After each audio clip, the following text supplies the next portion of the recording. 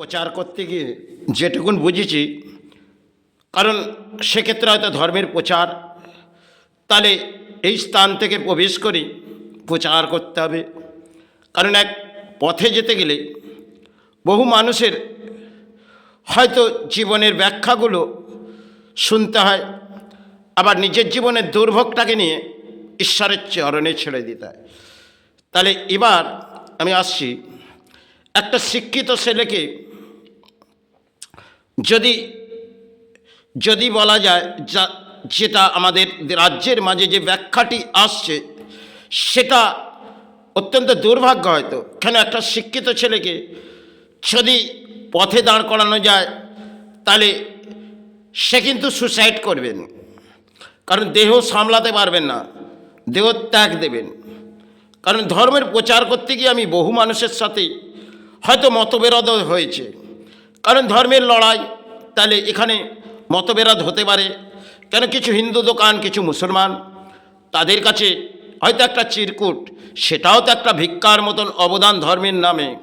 তাহলে হয়তো ধর্মের প্রচারটা জীবনে ছিল, কিন্তু এই বাংলার যে প্রচারগুলো নেতা নেত্রীদের শুনছি রানীর, এটা শিক্ষিত সমাজের অত্যন্ত দুর্ভাগ্য। কারণ তাদেরকে বলাচ্ছে তুমি পথে চা বিক্রি করো, আর পথে ঘুগনি বিক্রি করো, স্টেশনে ঘোরো। কিন্তু পথে ধূপবাতি বিক্রয় করেছি করোনাকালের পর, তাতে দুর্ভোগ নিয়েই হয়তো সেবা বন্ধ করতে হয়েছিল, কারণ 5টি প্রাণী অন্যের আহার আর সেবা, তাতে নির্দেশ দিয়ে বন্ধ করতে হয়। কারণ একটা প্রাণীর পথে বসে কতটুকুন অর্থ আসবে। আজকে আমাদের রাজ্যের রানী ব্যাখ্যা দিচ্ছেন যে শিক্ষিত সমাজ, তার পিতা হোক মাতা হোক, তারা তো অর্থ ব্যয় করে, পারিশ্রমিক করে শিক্ষা অর্জন করাচ্ছে সন্তানকে।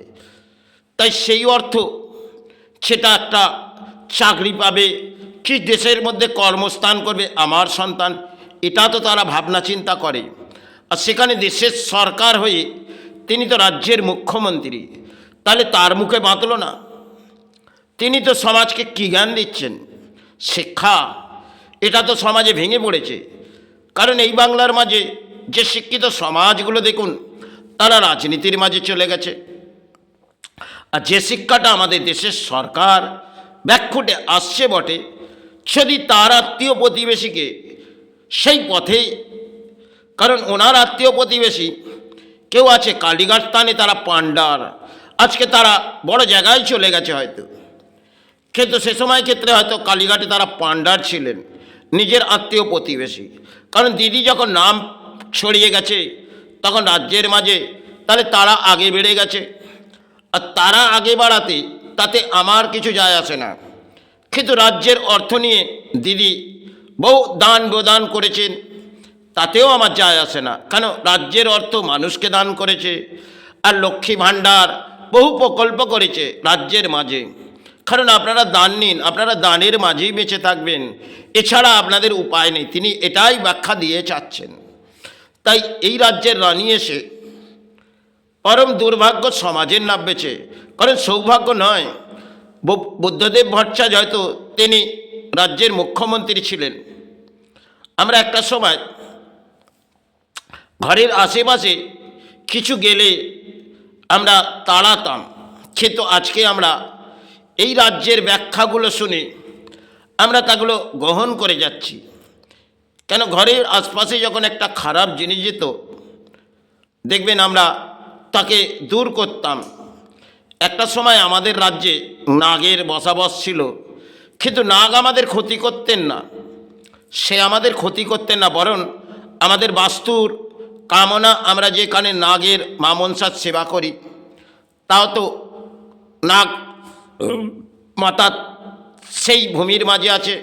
বহু নাগ দেখবেন আজকে এই ভূমির মাঝে পাওয়া যাবে না, কারণ নাগ তার সেবা করলে উন্নত হবে।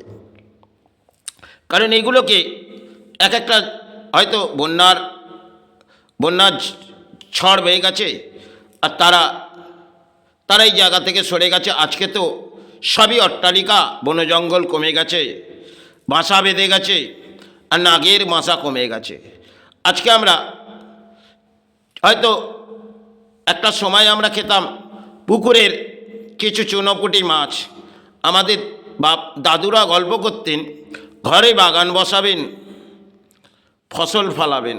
এটা আমার জীবনে, আমি হয়তো চাষবাসও করেছি, এটা হয়তো গ্রহণ করবে না সমাজ, কিন্তু জীবনে তাতে হয়তো অর্থনীতিও পেয়েছি। কোনো কিছুতে হার মানিনি, জীবনে হার মানতে হয়তো আসেনি, কর্ম লড়াই করেছি, তাতে সফল হোক চাই বিফল। কিন্তু এই রাজ্যের যে ব্যাখ্যুটে এই ব্যাখ্যাগুলো শুনছি, সেগুলো তো সমাজের শিক্ষিত সমাজ, যে যারা সন্তান তারা কিভাবে মেনে নেবে, তারা দেহ রাখতে পারবে তো? আজকে বাংলার মুখ্যমন্ত্রী তিনি ব্যাখ্যা দিচ্ছেন, আপনি পথে খেয়ে ঘুরে চা বেচুন। তাহলে একটা লক্ষ্মী ভাণ্ডারে হয়তো কিছু দান দিচ্ছেন, আর তাতে মা লক্ষ্মী কিন্তু ঘরের মধ্যে হয়তো সে সময় প্রবেশ ছিল, আজকে লক্ষ্মী সেগুলো বেরিয়ে যাচ্ছে। কোনো না কোনো কারণে সরকার একটা ইস্যু তৈরি করে রেখেছে, এক একটা জায়গায় আপনার দান যেতে হবে। কারণ দেখবেন আপনি যে মূল্যবৃদ্ধি আজকে আনাজ থেকে আরম্ভ করে সবই একটা স্টলের মধ্যে হয়ে গেছে, আর সেখান থেকে হয়তো যেটা মূল্যবৃদ্ধি আসে সেগুলো সমাজে আজকে চাষবাস তো উঠে গেছে। আমাদের বাংলার মাঝে চাষবাস বহু কম হয়ে গেছে, কারণ চাষি সে সময় অত্যন্ত পরিশ্রমিক করেছে। আজ আমরা পরিশ্রমিক করতে পারি না, আর পরিশ্রমিকের আশাও করি না। কারণ আজকে বর্তমান সময় মাতা পিতা সবসময় ভাবে ছেলে আমি যা কষ্ট করেছি সন্তান যাতে না করুক। এটা বাংলার মাঝে হয়তো চলছে বটে, কিন্তু এই রাজ্যের দিদি যে ব্যাখ্যাটি করছে সেটা অস্বাভাবিক। স্বাভাবিক এটা গ্রহণযোগ্য নয়। কারণ যদি শিক্ষাসেবী সমাজকে বলা হয় আপনি পথে ঘুরে চা বেচুন, তাহলে সে দেহত্যাগ করতে পারে। হয়তো একটা ভোট ব্যাংক নিয়ে যে লড়াইগুলো উনি করছেন, সেটা উনি ভাবছেন আমি সাহারা থাকবো। আরে যখন এই ভূমিতে এসেছেন রাজ্যের মাঝে রানী হয়ে, কেন সে রানী আপনি নয় যে দেশের কামনা করতে এসেছেন, দেশকে এই রাজ্যকে বরবাদ করে দিয়ে যাচ্ছেন, আর পুরো দেশ দেখছে আপনার তারিফ, আপনার ইনাম ভারতবর্ষের মাটিতে মনে হয় ছড়িয়ে পড়ছে। কারণ আপনি বহু বই লিখেছেন, তার উচ্চ স্তরে মূল্যবৃদ্ধি হয়েছে। আপনি তো বড় লেখক, আপনি রাইটার, সেটা রবীন্দ্রনাথও পায়নি, আপনি তার মা হয়ে জন্মে এসেছেন। পরম দুর্ভাগ্য এই বাংলার। কেন বিদ্যাসাগর এসেছিলেন, সময় ক্ষেত্রে বহু কিছু লিখে গেছেন, তার শ্রীচরণে প্রণাম, আর রবীন্দ্রনাথের চরণে প্রণাম। কিন্তু তারা এক একটা লিখে গেছে যেগুলো বিশ্বের মাঝেও দরবারে বহু মানুষ পড়ে তাদের লেখাগুলো। তাহলে আপনি রানী, আপনার যে বইগুলো এই সমাজে কোথাও না কোথাও বিক্রয় হয়েছে, কারণ বহু অর্থ পেয়েছেন এই বই বিক্রয় করে। আর আপনি সমাজকে এই জ্ঞান দিচ্ছেন সে আপনি পথে চা বেচুন। বাহ, অপূর্ব খেলা কিন্তু আপনি খেলছেন। তবে লড়াইটি আমার চলবে বাংলার মাঝে যতক্ষণ প্রাণে বেঁচে আছি। ধর্মের আশ্রয় নিয়ে কিন্তু এক একটা অঙ্কের ব্যাখ্যা আমি দেবো, তাতে সমাজ গ্রহণ করুক। কারণ আমাদের নেতাদের হয়তো কোনো মানুষ বাতকর্ম করলে তার দুর্গন্ধ লাগে, আর নেতারা বাতকর্ম করলে তো দুর্গন্ধ লাগবে না, যেন সুগন্ধ লাগবে। আজকে সমাজ ভাবছে, কারণ তারা যে ব্যাখ্যাগুলো বলছে সেগুলো জনগণ গ্রহণ করছে। আরে সব থেকে বড় দুর্ভাগ্য, তাদেরকে একটি করে মলদরে তুলো দাও, কারণ তুলো না দিলে তারা এই আবড়ে যাবে। কারণ করোনাকালে হয়তো একটা মুখে পট্টি দিয়েছিলেন, তাতেও এরা পথে বেরিয়েছিল, কারণ ভোট ব্যাংকের সাহারা। এটা জনগণ তাদের ঢল লাভছে। আর বাংলার মাঝে বলছে খেলা হবে। আরে কিসের খেলা? একটা করোনাকাল দেখেছি, মৃত্যুর খেলা। আসছে তত এক ভয়ঙ্কর অদ্ভুত খেলা চলছে, বড় মৃত্যুর খেলা। করোনাকালে আমি এই ব্যাখ্যাটি করেছিলাম এক অডিওর মাঝে। কারণ আগেকার দিনে আমাদের দাদু একটি জ্ঞান দিয়েছিলেন, আসছে তত তোমায় নিয়ে 100, এই ধরনের উদাহরণগুলো তারা বোঝাতেন। আজকে আমাদের কি বুঝিয়ে যাচ্ছে বাংলার মানুষকে? তিনি রাজ্যের রানী এসেছে, আর তিনি যা বোঝাচ্ছে সমাজ গ্রহণ করছে, আর সংবিধানের সমস্ত কিছু যেন ভেঙে চুরমার করে দিচ্ছেন। এই তো রানী। তাই রাজ্যের মাঝে এসেছে রাজ্যের জনগণ, এনার যেন শ্রদ্ধার মাঝে জায়গা নিচ্ছে। কেন? পরম ধর্মীয় এসে গেছে। এই রাজ্যের রানী দেবী দুর্গার আবির্ভাব করছে আর বাবা জগন্নাথের মন্দির, সেটা প্রকৃতির একটা ইতিহাস কিন্তু আমাদের জগন্নাথ মন্দির। আর রানী যেটা করে দিয়ে যাচ্ছেন, সেখানে তো অধিক মূল্য অর্থ হয়তো রানীর স্থান থেকে রাজ্যের মাঝে আসবে আর রানী আসি করবে। এটাই তো রাজ্যের।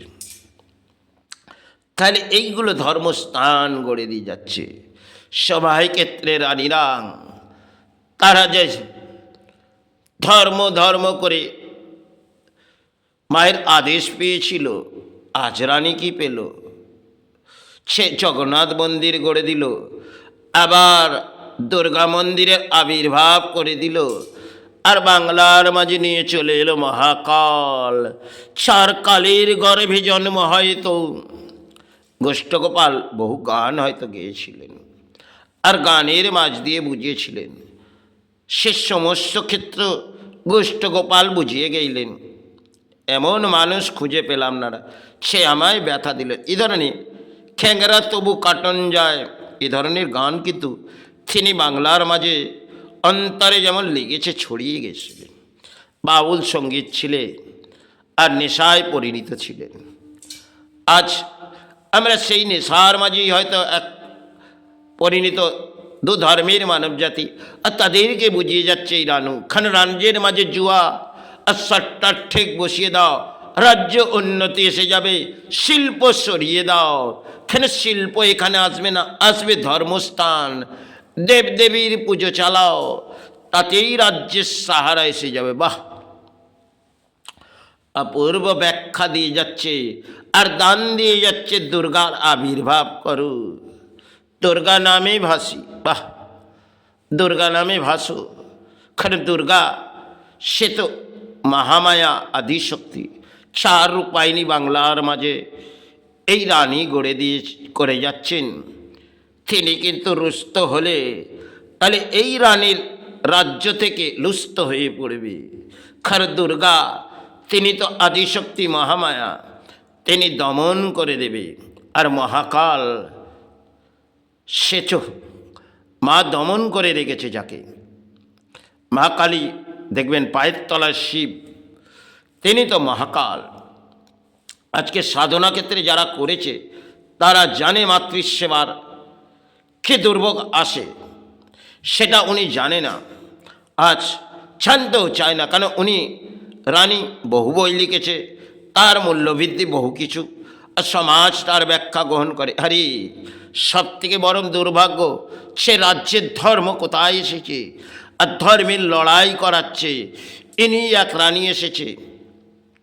আমাদের বামফ্রন্ট সরকার, হয়তো আমি কোনো রাজনীতিকে আজও ভালোবাসিনি আর বাঁচতেও চাই না, কিন্তু বুদ্ধদেব বাবু কিন্তু যে নামে যদি ব্যাখ্যা দিতেন বুদ্ধ, কিন্তু তিনি সঠিক পথেই এই রাজ্যকে এগিয়ে যেতে চেয়েছিলেন।